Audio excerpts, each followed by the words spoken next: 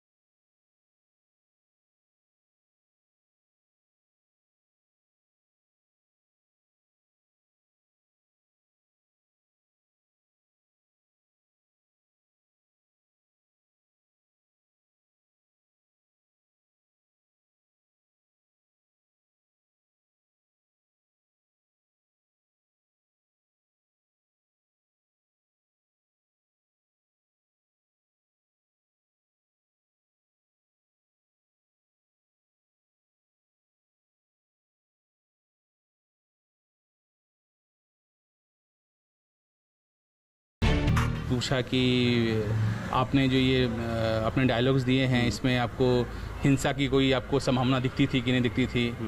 तो उसमें मिथुन दा नहीं बोला कि मैं कलाकार हूँ और मैं तो केवल डायलॉग्स की डिमांड होती है जब मैं कहीं जाता हूँ, और ये मैं 2006 से कर रहा हूँ।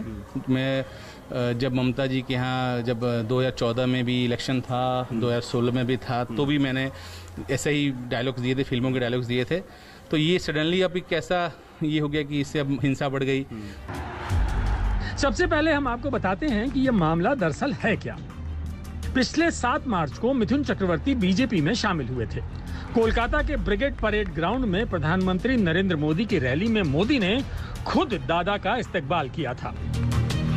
आज तो हमारे बीच बांग्लार छेले मिथुन चक्रवर्ती जी भी है। उनकी जीवन गाथा संघर्ष और सफलता के अद्भुत उदाहरणों से भरी हुई है। अपनी सफलता का पुण्य वो लोकनाथ बाबा के आशीर्वाद से सामान्य जनों तक पहुंचा रहे हैं। दादा जोश में थे, उनके चाहने वाले तालियां बजा रहे थे। दादा का जोश बढ़ा और उन्होंने बांग्ला में डायलॉग मार दिया। আমি জল ঢোড়াও নই, বেলে বোড়াও নই, আমি একটা কোবরা গোখরো। আমি জল ঢোড়াও নই, বেলে বোড়াও নই, আমি জাত গোখরো, এক ছোবলে ছবি। मिथुन का ये कोबरा वाला डायलॉग तो फिल्मी था, लेकिन 3 महीने बाद उनके लिए यह डायलॉग गले की फांस बन गया। जब तक विधानसभा चुनाव चला तब तक तो सब ठीक था। 2 मई को चुनावों के नतीजे आए। सरकार बनाने का दावा करने वाली बीजेपी हाशिए पर चली गई। बंगाल में दीदी का जलवा कायम रहा।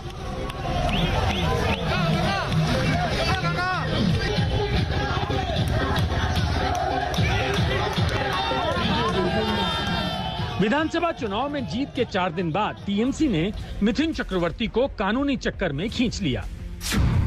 6 मई 2021 को कोलकाता के मानिकलता थाने में मिथुन चक्रवर्ती के खिलाफ एफआईआर दर्ज हो गई। टीएमसी के एक सदस्य ने ये एफआईआर दर्ज करवाई। टीएमसी सदस्य ने आरोप लगाया कि मिथुन के डायलॉग के बाद ही चुनाव में हिंसा हुई। मिथुन के डायलॉग ही हिंसा की वजह बने। एफआईआर में मिथुन को चुनावी हिंसा के लिए जिम्मेदार ठहराया गया। मिथुन के खिलाफ आईपीसी की धारा 153A, 504, 505 और 34 के तहत केस दर्ज कराया गया। ये मामला एक तृणमूल के एक नेता ने एक FIR फाइल किया था अगेंस्ट द मिथुन चक्रवर्ती, ये कहते हुए कि इनकी जो दो विख्यात जो डायलॉग्स हैं पिक्चर की, मूवीज की, उसके कारण ही ये हिंसा जो बंगाल में जो हिंसा हुई है वो उसका एक सूत्रधार है। वो दो डायलॉग शायद वो यही है। एक डायलॉग है आपका कि मारबो खाने लास्ट पोर्ट शौशान है, एक ये है, और दूसरी जो डायलॉग है वो ये है कि कोबरा वाला। बस ये दो डायलॉग है। इसको लेके उन्होंने एक छोटा, जबकि उसमें कोई केस मेड आउट नहीं हुआ है, ये प्योर एग्जाम्पल है कि कैसे मिसयूज कर सकते हैं आप कोई भी प्रशासन को। पुलिस ने बिना कोई इंक्वायरी के, बिना कुछ के उन्होंने FIR लॉन्च कर दिया। चुनावी चक्कर से निकले तो कानूनी चक्कर में फंस गए दादा। उन्होंने सपने में भी नहीं सोचा था कि उनका ये सुपरहिट डायलॉग उन्हें कानूनी दांवपेच में फंसा देगा। मिथुन चक्रवर्ती ने FIR के खिलाफ कलकत्ता हाईकोर्ट में याचिका दायर की। मिथुन ने याचिका में अपने खिलाफ हुई FIR को खारिज करने की मांग की। मिथुन ने हाईकोर्ट में कहा कि इस तरह के फिल्मी डायलॉग सिर्फ मनोरंजन के लिए थे। इस मामले में वो बेकसूर हैं। उन्होंने दावा किया कि उन पर जो भी आरोप लगाए गए हैं वो पूरी तरह गलत हैं। हाईकोर्ट ने पुलिस को मिथुन से वर्चुअली पूछताछ के निर्देश दिए थे। कलकत्ता हाईकोर्ट में अब इस मामले की सुनवाई शुक्रवार को होने वाली है, जहां मिथुन चक्रवर्ती की तरफ से महेश जेठमलानी कोर्ट में पेश होकर मिथुन का पक्ष रखेंगे। ने हाईकोर्ट मूव किया था। हाईकोर्ट के दिन जो एडवोकेट जनरल थे उन्होंने टाइम मांगा था। हमारे भी जो सीनियर एडवोकेट थे मिस्टर जेठमलानी साहब, वो सुप्रीम कोर्ट में कोई मामला कर रहे थे, तो हमने भी थोड़ा आधा घंटे का समय मांगा था। जज ने कहा कि इसको हम अगले सप्ताह आने वाले शुक्रवार को फिक्स किया है, और तब तक हमें कहा है कि आप कोऑपरेट करिए विद इन्वेस्टिगेशन एजेंसी। अगर जरूरत पड़े तो उनसे आप बात कर लीजिए, लेकिन वो वर्चुअल होगा। मिथुन चक्रवर्ती के खिलाफ दर्ज इस FIR को अब बदले की सियासत से जोड़ा जा रहा है। कभी TMC के वफादार रहे मिथुन चक्रवर्ती बीजेपी से गलबहियां करने लगे तो ये TMC को रास नहीं आया। नतीजा सामने है। लोग कह रहे हैं कि डायलॉग तो बहाना है, मकसद मिथुन को फंसाना है।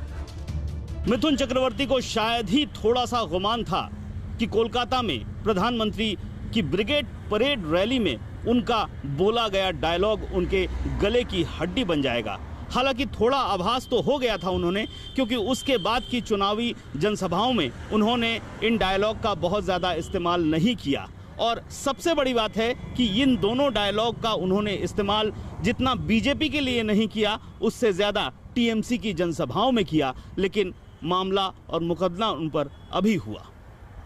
कैमरामैन तापस बेरी के साथ अनुपम मिश्र, आज तक, कोलकाता। मिथुन चक्रवर्ती का आज जन्मदिन है। पुलिस ने भी पूछताछ से पहले उन्हें जन्मदिन की बधाई दी। पुलिस ने मिथुन से पूछा कि क्या वो डायलॉग बोलते वक्त आपको नहीं लगा था कि इससे हिंसा भड़क सकती है। मिथुन दा ने जवाब दिया कि यही डायलॉग तो उन्होंने 2014 और 2016 के चुनाव प्रचार में ममता बनर्जी के पक्ष में रहते हुए बोला था। तब क्यों नहीं फैली हिंसा? আমি জল ঢোড়াও নই, বেলে বোড়াও নই, আমি একটা কোবরা, গোখরো আমি। इस डायलॉग से ही मिथुन चक्रवर्ती ने सक्रिय सियासत में एंट्री मारी थी। खुद को कोबरा बताया था, लेकिन उन्हें क्या पता था कि कोबरा वाला डायलॉग खुद नाग बनकर उन्हीं पर फुफकारने लगेगा। आज मिथुन चक्रवर्ती का जन्मदिन है। मिथुन दा आज 71 साल के हो गए। अपने इस जन्मदिन को शायद ही वो कभी याद रखना चाहेंगे, क्योंकि इस जन्मदिन पर उन्हें पुलिस के सवालों का सामना करना पड़ा। हालांकि पूछताछ से पहले पुलिस ने उन्हें जन्मदिन की बधाइयां दी। आईओ ने भी जन्मदिन की शुभकामनाएं दी थी। मिथुन से पूछा गया कि आपका जन्मदिन कब है, तो उन्होंने कहा कि आज है। तो आईओ ने भी जन्मदिन की शुभकामनाएं दी हैं। मिथुन चक्रवर्ती मुंबई में फिल्म की शूटिंग में बिजी हैं, लेकिन कोलकाता पुलिस के फरमान पर वो पूछताछ में शामिल हुए। पुलिस ने उनसे आधे घंटे तक पूछताछ की। पुलिस ने उनसे पूछा, आपने ये डायलॉग क्यों बोला? आपको नहीं लगता कि इनसे हिंसा हो सकती है? मिथुन चक्रवर्ती ने कहा कि ये डायलॉग उन्होंने 2014 और 2016 में भी बोला था। ये डायलॉग उन्होंने TMC के लिए बोला था। तब क्यों कुछ नहीं हुआ? अब अचानक से क्या हो गया? मिथुन ने पुलिस को बताया कि कोबरा वाला डायलॉग उन्होंने सिर्फ ब्रिगेड परेड ग्राउंड में PM मोदी की रैली में बोला था। इसके बाद उन्होंने किसी रैली में ये डायलॉग नहीं बोला। मिथुन ने पुलिस से ये भी कहा कि उन्हें नहीं लगता कि इन डायलॉग से हिंसा भड़क सकती है। ये एकदम राजनीति से है और इसमें कोई तरह का कहीं से भी कोई केस में डाउट नहीं होता है। ये फिल्मी डायलॉग है, सेंसर्ड अप्रूव्ड होता है सारा film. During the election commission ने एक भी बार कोई नोटिस नहीं दिया मिथुन दा को।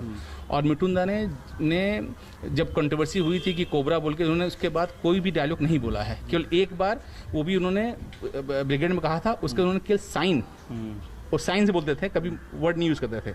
और जो एक और जो डायलॉग है वो तो कभी बोला ही नहीं है। ये डायलॉग जो था मारबल खान है, ये तो 2016-2014 में टीएमसी के लिए बोला था। सुबह 10:05 पर मिथुन से कोलकाता पुलिस ने पूछताछ शुरू की थी। 10:35 के आसपास पूछताछ खत्म हो गई। अनुपम मिश्र, कोलकाता, आज तक। मिथुन चक्रवर्ती कभी वामपंथी दलों के साथी थे, फिर वो टीएमसी के साथ आए। टीएमसी ने उन्हें राज्यसभा भी भेजा, लेकिन मिथुन ने जब बीजेपी का भगवा चोला पहना तो टीएमसी आग बबूला हो गई। अब मिथुन के खिलाफ जो एक्शन हुआ है, उससे तो टीएमसी का संदेश साफ है कि बंगाल में दीदीगिरी तो चलेगी ही, लेकिन हीरोगिरी नहीं चलेगी। मिथुन चक्रवर्ती एक तरफ फिल्मों में सक्रिय थे तो राजनीति उनसे कभी अछूती नहीं रही। बंगाल में 34 साल तक राज करने वाले वाम दलों से उनके अच्छे रिश्ते रहे, तो टीएमसी से भी उनका अच्छा खासा रिश्ता बना रहा। इस साल उनका रिश्ता बीजेपी से बन गया। कभी वो आरएसएस प्रमुख मोहन भागवत के साथ नजर आए तो कभी पीएम मोदी के साथ। इससे पहले मिथुन का नाता टीएमसी से जुड़ा हुआ था। टीएमसी ने उन्हें राज्यसभा भेजा। 2014 से 2016 तक मिथुन टीएमसी से राज्यसभा के सांसद बने रहे। 28 दिसंबर 2016 को मिथुन ने राज्यसभा से इस्तीफा दे दिया था। मिथुन ने सेहत का हवाला देकर राजनीति छोड़ी थी, लेकिन राजनीति से वैराग की शुरुआत तभी से हो गई थी जब शारदा चिटफंड घोटाले में उनका नाम।